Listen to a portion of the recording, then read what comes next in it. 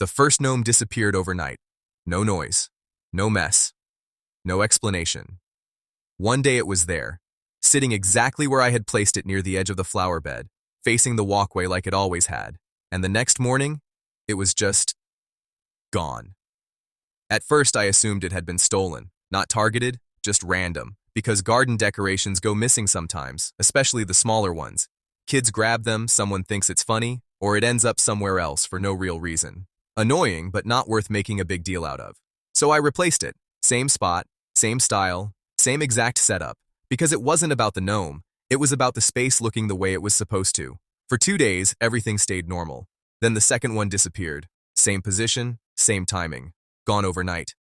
That's when it stopped feeling random, because random doesn't repeat like that. Not in the same place, not in the same pattern. This was intentional. Someone wasn't just taking them. They were targeting them.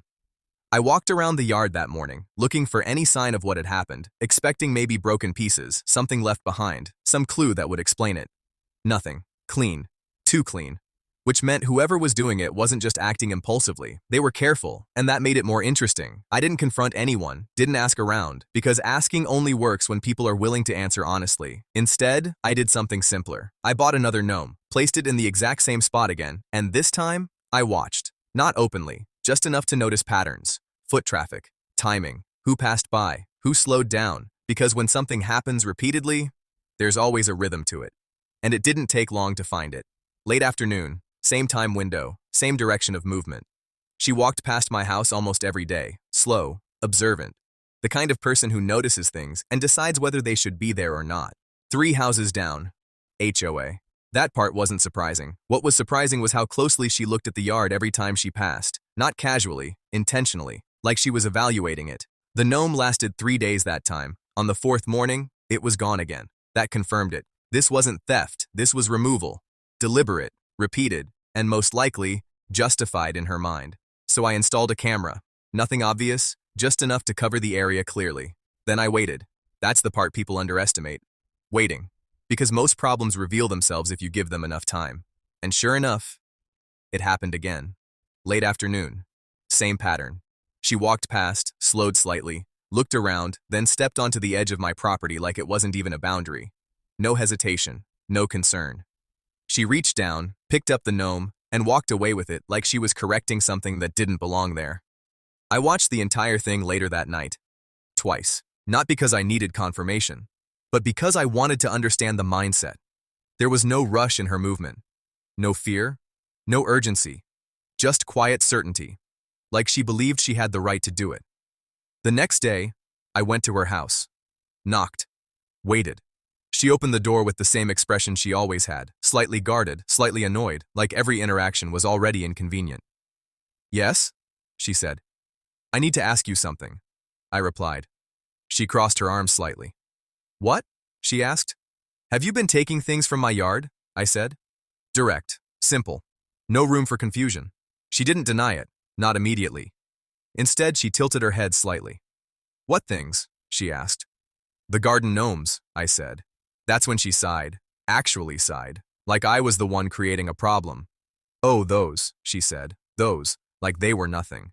"Yes," I said. She leaned slightly against the doorframe. "They're not allowed," she said. I blinked once. "Not allowed?" I repeated. "They violate community aesthetic guidelines," she replied. "I've been removing them." Removing them. Not reporting. Not requesting. Removing. From property she didn't own. Without permission. "You don't get to remove anything from my yard," I said. She shrugged.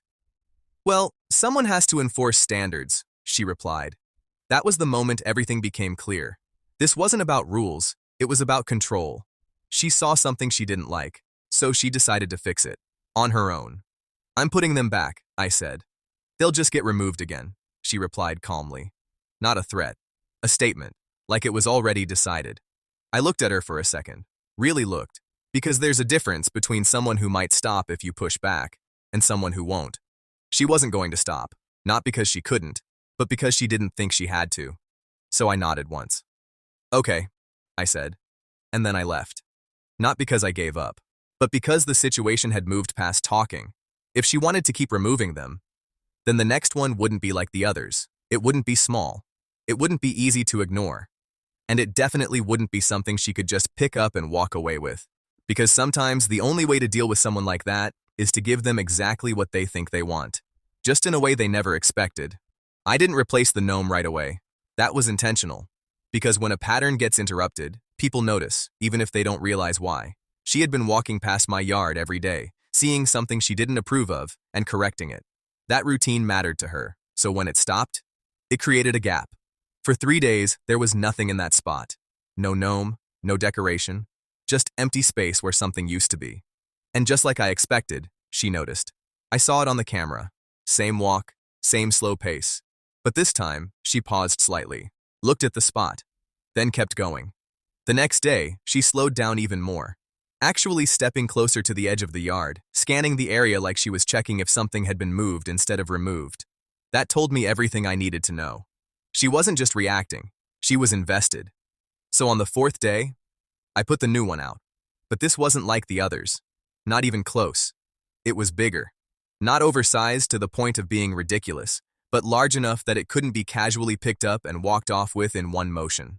The base was wider, the structure heavier, and more importantly, it was secured. Not permanently. Not in a way that would damage anything. Just anchored enough that removing it wouldn't be simple. From the outside, it still looked like a normal garden piece. Same style, same kind of detail. But underneath, it wasn't going anywhere without effort. I placed it in the exact same spot as before. No sign, no warning, no announcement. Then I waited. It didn't take long. That afternoon, right on schedule, she came by again. Same walk, same routine, but the moment she saw it, she stopped completely. Not just slowed, stopped. Because this wasn't what she expected. This wasn't the small, easy-to-remove decoration she had been dealing with. This was something different. Something intentional. She stepped closer, looking at it carefully. From the camera, I could see her expression shift slightly. Confusion first, then irritation. Because in her mind, this wasn't compliance. This was resistance. She looked around briefly, probably checking if anyone was watching. Then she stepped onto the edge of the yard again, same as before. No hesitation about crossing the boundary. That part hadn't changed. She reached down, grabbed the gnome, and tried to lift it. Nothing. It didn't move. She adjusted her grip, tried again. Still nothing. That's when the frustration started to show. Because now it wasn't about removing something she didn't like. It was about not being able to. She pulled harder this time. The base shifted slightly in the soil, but not enough. Not enough to come free. And that was the moment the situation changed. Because when something doesn't respond the way someone expects, they start reacting instead of thinking. She let go and stepped back, looking at it like it had personally offended her. Then she did something I was expecting. She tried again. Different angle, more force. Leaning into it this time instead of just lifting. But the result was the same. Resistance, consistency, stability. Exactly what it was designed for. She straightened up, clearly annoyed now, brushing her hands together like she had just dealt with something unnecessarily difficult. And for a second, it looked like she might leave it alone. But she didn't. Because people like her don't stop when something resists them. They escalate. She looked around again, longer this time, then stepped closer. Not to lift it, to inspect it, trying to figure out why it wasn't moving. And that's when the second part of the plan did its job. Nothing dramatic, nothing loud, just a small, simple detail she hadn't noticed before. The base wasn't just heavy, it was secured in a way that made it clear it belonged exactly where it was. Not loose, not temporary, not something placed casually, something installed. That realization hit her. You could see it in the way she stepped back slightly, like the object itself had changed meaning. Because now it wasn't just a decoration, it was a boundary, one she couldn't pretend didn't exist anymore. She stood there for a moment, looking at it, then back at the yard, then toward the street, processing, adjusting, recalculating, because the situation she thought she controlled was no longer under her control. And then something else happened. A neighbor walked by, not close enough to interfere, just close enough to see, and more importantly, to notice her standing on someone else's property, trying to remove something that clearly wasn't meant to be removed. She noticed him noticing. That's when everything changed. Because before, this had been private. Now, it wasn't. She stepped back immediately, off the yard, back onto the sidewalk. Composure returning, but not completely, because the confidence she had before was gone, replaced with something else. Awareness. She didn't try again, didn't say anything, just walked away, faster than usual. And for the first time since this started, she left something exactly where it was.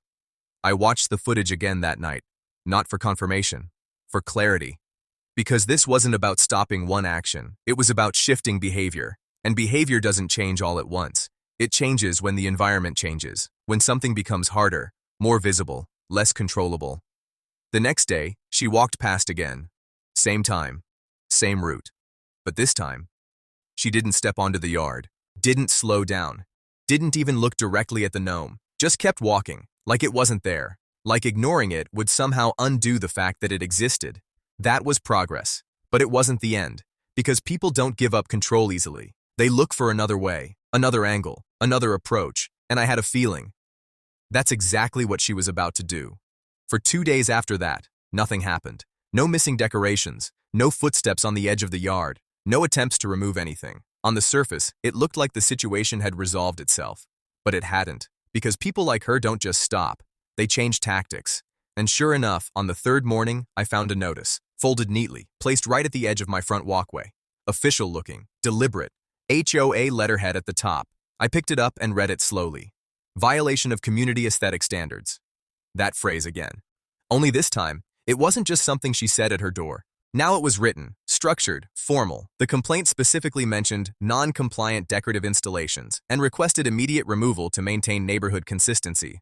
Immediate removal of something on my own property. That was the direction she had chosen, not direct action anymore, not stepping onto the yard herself. Now she was trying to make the system do it for her. I didn't react right away, didn't call, didn't respond. Because reacting too quickly only gives situations like this more momentum. Instead, I did what I had done from the beginning. I observed. That afternoon she walked by again. Same path, same timing, but this time there was something different. She glanced at the gnome. Just once. Quick. Then looked away. Like acknowledging it would somehow weaken her position. That small moment told me everything. She hadn't given up. She had just changed methods, so I prepared mine. Not aggressively, not defensively, just clearly. I gathered everything. Photos of the yard, time-stamped footage of her removing the previous gnomes, clips of her stepping onto the property without permission, and most importantly, a clear record of where my property line actually was. Because this wasn't about decoration anymore. It was about authority, and authority only works when it's backed by something real. A few days later, the HOA scheduled a meeting. Not unusual, not dramatic, just structured, predictable, exactly the kind of environment she was comfortable in, because that's where she believed she had control. I attended. Not early, not late, just on time. Sat down, waited. She was already there. Of course she was, seated near the front, posture straight, expression composed, like she had already decided the outcome. When the discussion started, she spoke first. Confident, measured, talking about community standards, visual consistency, and maintaining property values. All the phrases that sound reasonable until you look at what they're actually being used to justify. Then she mentioned my yard, specifically the gnome, describing it as non-compliant, out of place, something that needed to be addressed. I didn't interrupt, didn't react, just let her finish. Because sometimes the most effective response comes after someone has fully committed to their position. When it was my turn, I didn't argue, didn't debate aesthetics, didn't challenge opinions. I just presented facts, property ownership, boundaries, local regulations. All of it straightforward, clear. Documented. Then I showed the footage. Not all of it. Just enough. Her walking onto my property, her removing items that didn't belong to her, multiple times. The room changed immediately. Not loudly, but noticeably. Because now this wasn't about interpretation, it was about behavior. Visible, repeated, undeniable. Someone on the board leaned forward slightly. "Is that your footage?" they asked. "Yes," I replied. Silence. Because there wasn't much else to say. The conversation shifted after that, quickly, away from decoration, away from aesthetics, and directly towards something else. Trespassing, unauthorized removal, overreach. The exact thing she had tried to avoid by framing it as a community issue. She didn't speak again after that, not because she couldn't, but because there was nothing left to support what she had said earlier. The structure she had built her argument on was gone, and without it, the rest didn't hold. By the end of the meeting, the decision was simple. No violation on my part, no requirement to remove anything, and a clear reminder issued about respecting property boundaries. Directed at her. Not publicly aggressive, just precise. Enough to make the line clear. After that, things changed. Not immediately in a visible way, but in behavior. She stopped walking as close to my yard, stopped slowing down, stopped looking. Like distance itself was now something she preferred. The gnome stayed exactly where it was, untouched, unmoved, And over time, it became something else entirely. Not just decoration, not just a piece of the yard, but a marker, a quiet reminder of where the boundary was and why it mattered. A week later, I saw her again, passing by like always. But this time, she stayed on the sidewalk, eyes forward, no hesitation, no pause, just movement. That was enough. Because in the end, this was never about the gnomes. It was about someone believing they could decide what belonged on someone else's property and act on that belief without consequence. And all it took to change that was making the boundary visible, clear, and impossible to ignore. How did you like the story? Please like, share, and subscribe my YouTube channel for more HOA interesting stories.